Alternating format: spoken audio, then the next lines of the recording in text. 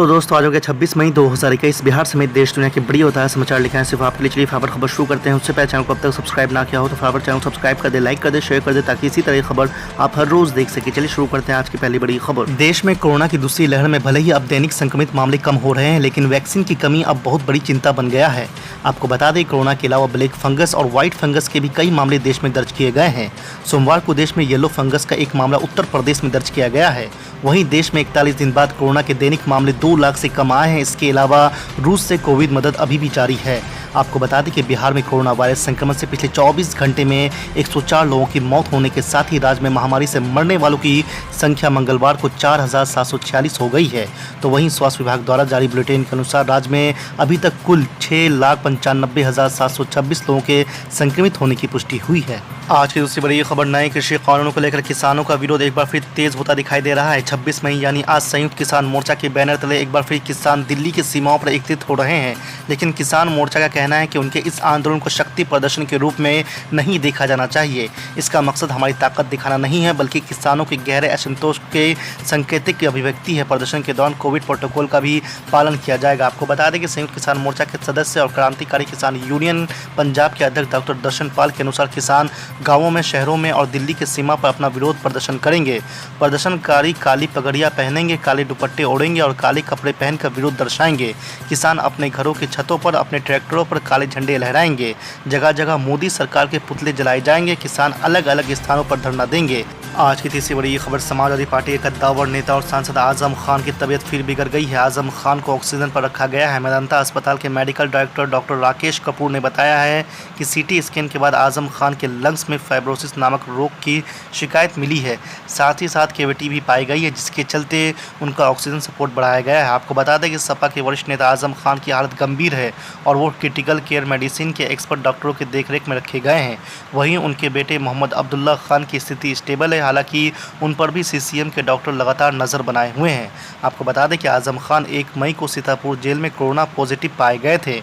Corona के कारण तबीयत बिगड़ने के बाद उन्हें लखनऊ के मेदांता अस्पताल में भर्ती कराया गया था। उनके बेटे भी मेदांता में भर्ती है। आपको बता दें कि आजम खान फरवरी 2020 से सीतापुर जेल में बंद थे। उन पर रामपुर में अवैध जमीन कब्जा करने और फर्जी प्रमाण पत्र बनाने जैसे कई आरोप लगे हैं। आज की चौथी बड़ी खबर, टूल किट विवाद को लेकर दिल्ली और गुड़गांव में ट्विटर के दफ्तर में दिल्ली पुलिस के पहुंचने के बाद अब कांग्रेस पार्टी ने ट्विटर को चिट्ठी लिखकर 11 केंद्र मंत्रियों के ट्वीट को भी मैनिपुलेटिव मीडिया का टैग देने की मांग की है। खबर के मुताबिक ट्विटर ने भी उन ट्वीट्स के यूआरएल मांगे हैं। कांग्रेस ने मांग की है कि केंद्र मंत्रियों के ट्वीट को भी बीजेपी प्रवक्ता संबित पात्रा की तरह मैनिपुलेटिव मीडिया का टैग दिया जाए। कांग्रेस का कहना है कि ये ट्वीट झूठे हैं। आपको बता दें कांग्रेस प्रवक्ता रणदीप सुरजेवाला ने यह चिट्ठी लिखी है। इस चिट्ठी में जिन बीजेपी मंत्रियों के ट्वीट के लिंक दिए गए हैं उनमें रेल मंत्री पीयूष गोयल, स्वास्थ्य मंत्री डॉक्टर हर्षवर्धन, शिक्षा मंत्री रमेश पोखरियाल, आईटी मंत्री रविशंकर प्रसाद और टेक्सटाइल मंत्री स्मृति ईरानी शामिल है। आपको बता दें बीते हफ्ते बीजेपी अध्यक्ष जेपी नड्डा, केंद्र मंत्री स्मृति ईरानी, प्रवक्ता संबित पात्रा और बीएल संतोष पर कथित फर्जी टूलकिट को लेकर शिकायत के बाद कांग्रेस ने औपचारिक तौर पर ट्विटर को चिट्ठी लिखकर इनके ट्वीट्स हटाने और अकाउंट को हमेशा के लिए बंद करने की मांग की थी। बीजेपी प्रवक्ता संबित पात्रा ने दावा किया था कि कांग्रेस ने ऐसी टूलकिट बनाई है जिसके जरिए मोदी सरकार को बदनाम करने का काम हो रहा है। आज की पांचवी बड़ी खबर, उत्तर प्रदेश के उन्नाव में पुलिस की कथित बर्बर पिटाई के बाद युवक के मौत को लेकर ऑल इंडिया मजलिस इत्तेहादुल मुस्लिमीन के प्रमुख और सांसद असदुद्दीन ओवैसी ने राज्य के मुख्यमंत्री योगी आदित्यनाथ पर निशाना साधा है। उन्होंने कहा कि अगर मृतक का नाम फैसल नहीं होता और वो कोई हिंदू होता तो सीएम योगी आदित्यनाथ उनसे ज़रूर माफ़ी मांगते। आपको बता दें कि 2 दिन पहले पुलिस की कथित पिटाई से हिरासत में युवक की मौत के बाद उन्नाव में बवाल मच गया है। इस मामले में अब तक 2 पुलिसकर्मियों और होमगार्ड के खिलाफ एफआईआर दर्ज की गई है। न्यूज़ एजेंसी एएनआई से बात करते हुए असदुद्दीन ओवैसी ने कहा था कि अगर लड़के का नाम फैसल नहीं होता और उसका नाम विवेक तिवारी जैसा कोई हिंदू नाम होता तो योगी आदित्यनाथ की सरकार परिवार से माफ़ी मांगती, साथ ही मृतक परिवार को सदस्य को तुरंत अनुग्रह की राशि जारी करती। ऐसी घटनाओं से पता चलता है कि उत्तर प्रदेश सरकार राज्य में रहने वाले मुसलमानों के खिलाफ नफरत फैला रही है। आपको बता दें कि असदुद्दीन ओवैसी ने आगे कहा है कि उत्तर प्रदेश की 56% पुलिस बिना किसी जांच के ये मानकर चलती है कि मुस्लिम अपराधी होते हैं। उन्होंने कहा कि मुसलमानों के प्रति ये नफरत राज्य के मुस्लिम युवाओं के प्रति यूपी पुलिस में झलकती है। ये योगी आदित्यनाथ के नेतृत्व वाली उत्तर प्रदेश में भाजपा सरकार पर एक काला धब्बा है कि भारत के वजीर आजम को इस मुल्क के अवाम से माफी चाहना पड़ेगा कि उनकी हुकूमत की गलती, उनकी हुकूमत की नाअहली, उनकी हुकूमत की ये तमाम गलत प्लानिंग की वजह से आज हमारे मुल्क में ऑफिशियली 4000 लोग मर रहे हैं। 4000 नहीं मर रहे, मैं जिम्मेदारी के साथ कह रहा हूं। नरेंद्र मोदी जानते हैं कि इस मुल्क में कम से कम रोज 10,000 के करीब लोगों की मौतें हो रही हैं। 10,000 के करीब लोगों की मौतें हो रही हैं और ये तमाम जिम्मेदारी भारत के प्रधानमंत्री पर आयद होती है। मेरे मुखालिफिन ये समझ रहे होंगे कि असदुद्दीन ओवैसी एक सियासी बात कर रहा है, नहीं कह रहा हूं। पूरे दलाइल के साथ कह रहा हूं कि इस हुकूमत को इनके साइंटिस्ट बोल चुके थे कि कोविड-19 कोरोना का दूसरा सेकेंड वेव आएगा, ये सो रहे थे। इनके पास सब चीज, हर चीज बता दी गई थी, मगर इन्होंने कुछ तैयारी नहीं की। आप बताइए, सुप्रीम कोर्ट के सामने हुकूमत जाकर कहती है, क्या कहती है नरेंद्र मोदी की हुकूमत के? नरेंद्र मोदी, वजीर आजम और Amit Shah home minister oxygen के जिम्मेदार हैं। अगर वजीर आजम और अमित शाह होम ऑक्सीजन के जिम्मेदार हैं तो फिर सुप्रीम कोर्ट ने अलहदा कमेटी क्यों बनाई? इसलिए बनाई कि सुप्रीम कोर्ट ने देख लिया कि वजीर आजम और होम मिनिस्टर पर भरोसा नहीं किया जा सकता, इसीलिए सुप्रीम कोर्ट ने एक एक्सपर्ट्स की कमेटी बना दी। क्या इस बात को नहीं मानते वजीर आजम कि सुप्रीम कोर्ट के सामने आपका एएसजी उठकर कहता है कि इस मुल्क में ऑक्सीजन की जिम्मेदारी वजीर आजम और वजीर दाखिला बजादे खुद की जिम्मेदारी है? तो फिर आज सुप्रीम कोर्ट ने आपकी बात को मुस्तरद क्यों किया? इसलिए मुस्तरद किया कि आप में वो काबिलियत नहीं है, सुप्रीम कोर्ट ने आप पर भरोसा नहीं किया, इखलाकी तौर पर आप हुकूमत करने का इख्तियार खो चुके हैं। सुप्रीम कोर्ट ने दूसरी बात क्या कही?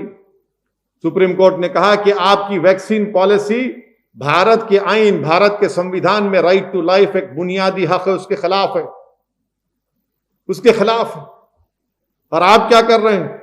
किसी को अगर वैक्सीन लेना है तो उसमें उसको उस ऐप में जाओ, नाम, अरे क्यों डालना चाहिए? निकाल के फेंकिए उसको। जिस किसी को इंजेक्शन लेना है पूरे लोग आएंगे, आप इंजेक्शन दो आप, मगर नहीं ऐप में जाओ। अरे ऐप में जाते नहीं है, वो गए भी तो फिर वो इंजेक्शन नहीं मिलता है। नरेंद्र मोदी की हुकूमत ने वैक्सीन नहीं दे रही है स्टेट गवर्नमेंट को। अगर वैक्सीन दे देते तो आज ये नौबत नहीं आती। आज लोग लेने तैयार है वैक्सीन, मगर वैक्सीन ही नहीं है। हम बहैसियत मुल्क अमेरिका के इस मौक़िफ़ की तायीद कर रहे हैं कि अमेरिका उस लाइसेंस को, जो दवाओं का लाइसेंस है, अमेरिका कह रहा है कि जो भी चाहे उसको बना ले। मगर हमारे मुल्क में वजीर आजम, आईसीएमआर ने कोवैक्सीन को बनाया और लाइसेंस दिया भारत बायोटेक को। आप क्यों नहीं देते दूसरे फार्मास्यूटिकल कंपनियों को? क्यों सिर्फ 2 कंपनी बनाएंगे? भारत के कानून में आपको इख्तियार है, पेटेंट एक्ट 92 के तहत, रूल्स के तहत, कंट्रोल एक्ट के तहत आप दे सकते हैं लाइसेंस, दीजिए ना। सिर्फ 2 कंपनियां कैसे बनाएंगे 137 करोड़ लोगों के लिए? और अगर इस रफ्तार से चलेगा भी काम तो 2 साल लग जाएंगे। 2 साल में कितने लोग मरेंगे, कितने लोग बीमार पड़ेंगे? ये हुकूमत कहां है? हुकूमत गायब है, हुकूमत कुछ नहीं है। साथियों, उल्टा चोर कोतवाल को डांटे, ये तो सबने सुना है, परंतु मोदी सरकार ने ये कर दिखाया है। दोषी कौन है टूल किट मामले में? फर्जीवाड़ा किसने किया टूल किट मामले में? फर्जी कागजात का इस्तेमाल कर देश को बहकाने और भ्रमित करने का षड्यंत्र किसने किया टूल किट मामले में? भारतीय जनता पार्टी, उनके नेताओं और प्रवक्ताओं ने। परंतु पूछताछ किससे हो रही है? ट्विटर से। रेड होनी चाहिए भारतीय जनता पार्टी के कार्यालय पर, इंक्वायरी होनी चाहिए जेपी नड्डा जी से और उनके प्रवक्ताओं से, पूछताछ होनी चाहिए केंद्रीय मंत्रियों से, स्मृति ईरानी जी हो या रविशंकर प्रसाद जी या उनके दूसरे मित्रगण, परंतु पूछताछ हो रही है ट्विटर से। नोटिस दिया जा रहा है ट्विटर और कांग्रेस पार्टी को। इसे कहते हैं उल्टा चोर कोतवाल को डांटे। और इसीलिए आज हमने ट्विटर को यह लिखा है कि जैसे भाजपा के प्रवक्ताओं के फर्जीवाड़े को मैनिपुलेटेड मीडिया करार दिया गया है। उनके सारे मंत्रीगणों ने जिन्होंने इन फर्जी कागजात को ट्वीट किया है, उनको भी मैनिपुलेटेड मीडिया किया जाए ताकि सच्चाई जग जाहिर हो कि मोदी सरकार के मंत्री कोरोना से लड़ने की बजाय फर्जीवाड़े के अंदर इन कागजात को लेकर फर्जी टूल किट को प्रमोट करने में लगे हैं। ना ये राजधर्म है, ना देश धर्म है। अब सच्चाई और ढोल की पोल सामने है।